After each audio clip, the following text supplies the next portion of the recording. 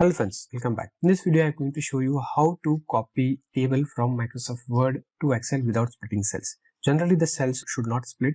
However, if your table contains a new line character, as in this case here, it generally gets splitted when you paste it in Excel. So let me show you with an example. I just copy it and I paste it here. So you see that cell 1 gets split into 4 cells. This is not what we want. So how to do that? There are two workarounds for this. The first workaround is by replacing a new line character by some character and then replacing that character in Excel with a new line. To do that, you first select the entire table in Microsoft Word, then press Ctrl H. This is for replacing, and key to replace a new line character is a caret sign, a raised to sign, and then P. Now in replace with, what we'll do is we'll replace it with some symbol.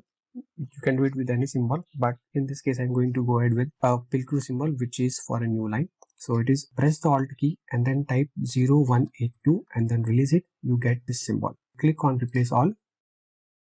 It replaces new line with this symbol. You can go ahead and copy this table and then paste it, so it won't break. However, if you want to have a new line instead of this pilcrew symbol as it was in Microsoft Word, then what you can do is you can select the cells in Microsoft Excel, then again press Ctrl H, and in here you have to replace this pilcrew symbol with a new line character. So in find what, hold alt key and then type 0182 to get this pilcrew symbol, and in replace you can get a new line symbol by holding the alt key and pressing 0010.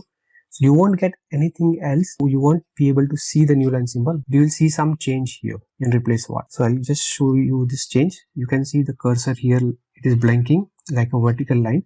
The moment I press alt 0010, you see our cursor changes. So this is an indication that we get a new line symbol. Now once this is done, click on replace all.